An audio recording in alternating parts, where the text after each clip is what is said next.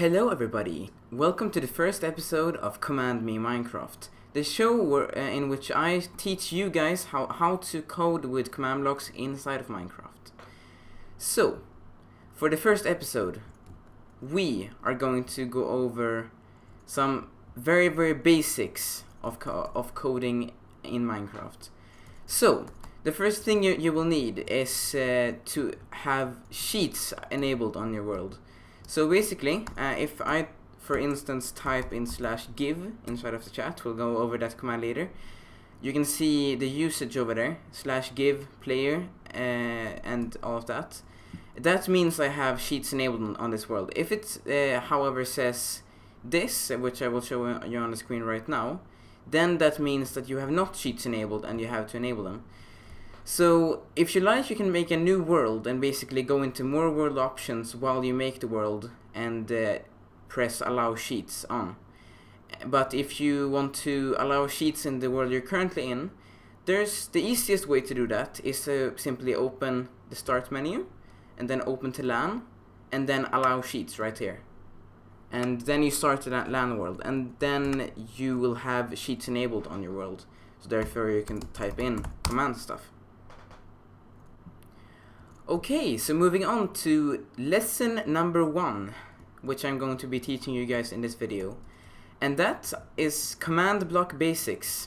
So, the first thing you will have to do is actually give yourself a command block. And if you didn't know what a command block is, it is this thing right here. And so, a thing I'm going to be using for this series is I'm going to write all the commands in command blocks, and then I'm going to just show you them that way.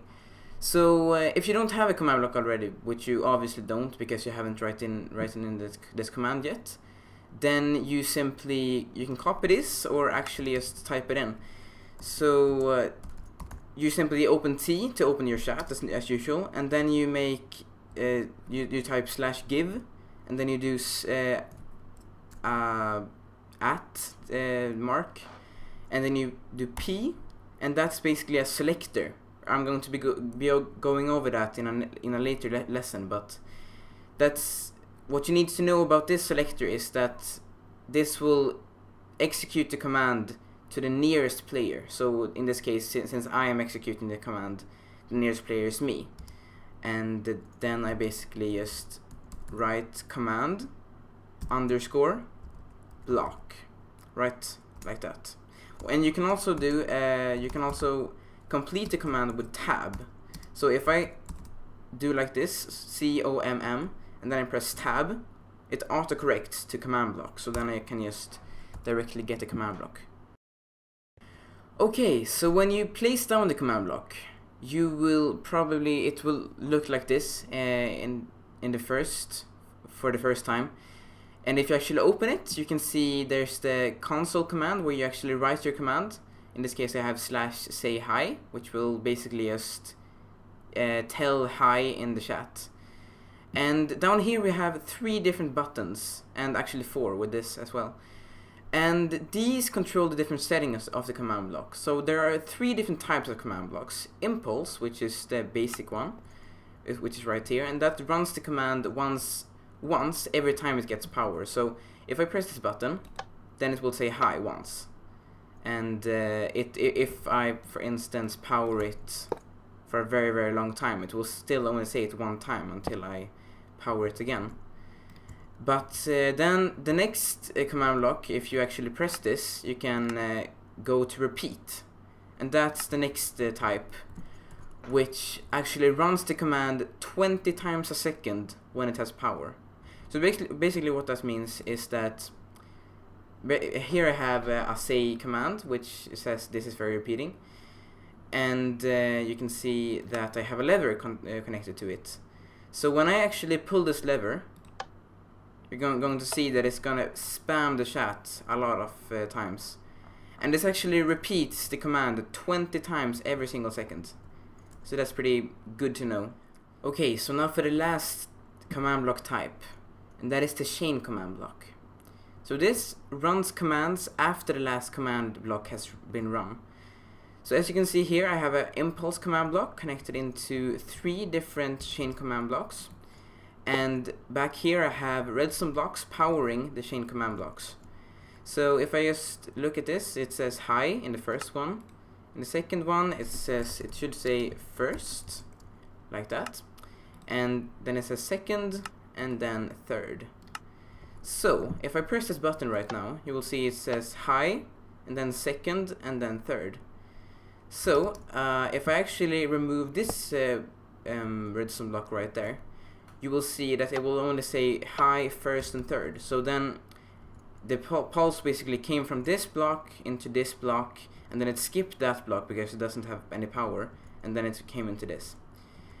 And then you can also have any type of command block as the parent here in the beginning.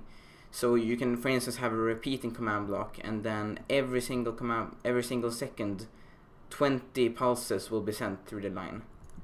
So yes. And you might be wondering actually, why this doesn't have a redstone block behind it, but it's still got activated. And that is because it is here, like always active it says.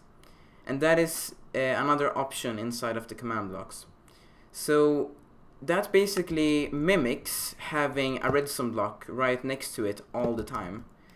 So yeah, if you want to turn that off, then it's just as normal, and then you can place a command block or a redstone block to power it and remove it to not power it. So if I press it now, that will not be activated, but if I turn it on, it will. Okay, so moving on to the last setting of the command blocks, and that is the conditional mode.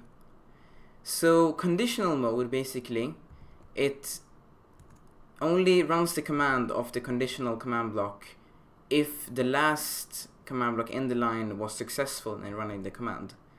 So if I look in this here, it gives basically technology, me, a diamond.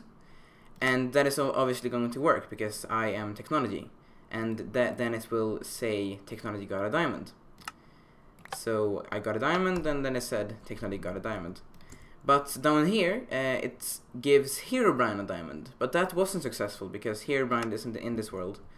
So therefore it will not run the last command, and basically it will not run this conditional command block. The conditional command block only runs the command if the command block behind it, it's strictly behind it also, was actually successful. So usually if you do like chain command blocks like this, you can do it like in a chain as you like, basically. So then it will activate this, and all the way down the line. That will actually work. But if you use conditional command blocks, it will not do the same. It will not check the last command block in the line. It will actually check behind it. So what you will have to do if you want to have a conditional line, you'll have to have a completely straight line like this. But what about the last button in the command block? Right here. That basically just toggles this tab right here, if it displays the previous output or not. So with an X it does not, and with an O it does. But anyway, I hope you enjoyed the first lesson of Command Me Minecraft. And if you enjoyed this video, please be sure to subscribe for more Command Me Minecraft lessons in the future, and leave a like if you liked the video. But anyway, my name is Technology, and I'm out. I'll see you later.